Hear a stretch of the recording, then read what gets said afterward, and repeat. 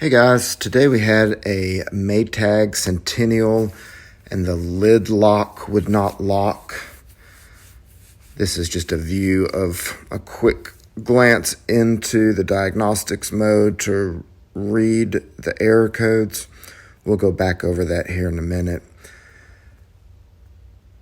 Save $315 by doing this yourself.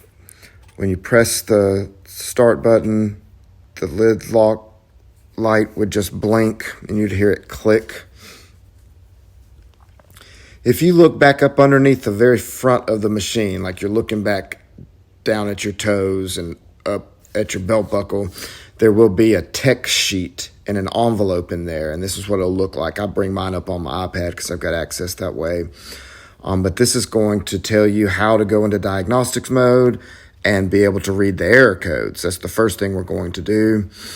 You turn it left at least 3 clicks, and then right 3 clicks, left 1 click, right 1 click, and it'll go into the diagnostics mode.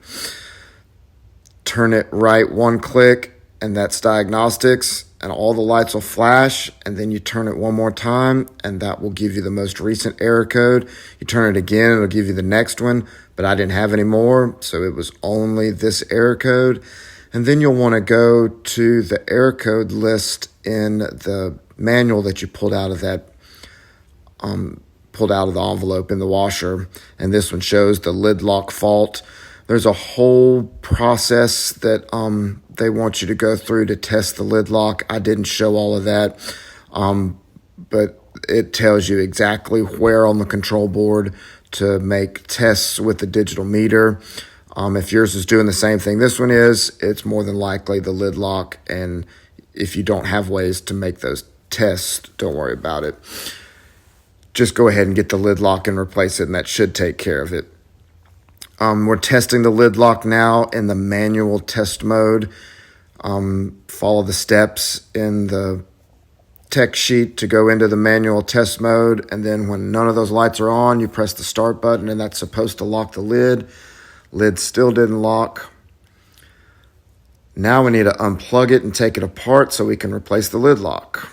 Take a little putty knife, and there's 2 springs that you have to depress, one in each corner of that console, and then the whole console will lift up. There's a couple screws you got to take out in the back, one for that little panel, and then 2 that hold the top into place. And you don't have to take the lower screws out of that. And then you pull the whole thing forward, and it's a little difficult to get it separated. Just move it back and forth, and eventually it will lift all the way up. And then it hinges on that back piece. That's why you don't want to take both of the screws out on both sides. I take the wires out of this little clip first because it's so hard to get the clip out of that control board. And then I unplug the wires from the control board. You'll pop those little clips, and the whole harness will push down through the washing machine. And then you've got 2 metal clips that hold that long black harness there underneath the lid. That's probably the most difficult part.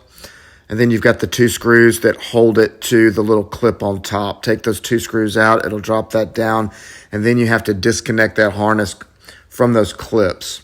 This is the part number for our door lock assembly.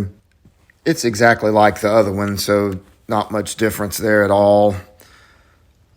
I first route this plug back through just so it holds it in place, and then I take it comes with that clip on it. I take that one off of the new one, and then use the old one that's already mounted on the board to just run those wires through and lock it down, plug it into the board.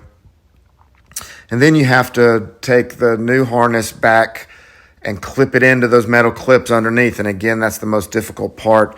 It comes with these 2 new ones. The gray one is for a different model, and I think it just has a bigger strike. We're going to use the white one, and it just slides into place on the top of the lid, and then you get the lid lock back in place underneath it, and the 2 screws go up into the posts on that. And then you can put it all back together. This is how the console goes back into place. Lock the little back clips and then push down on each corner of the front, and it locks back into place. Put the screws back in the back. plug it in and give it a test. I like to test it on drain and spin because you can start and stop it to make sure that it is locking and unlocking properly over and over again. Y'all let me know if you got a different error code or if you have any questions in the comments.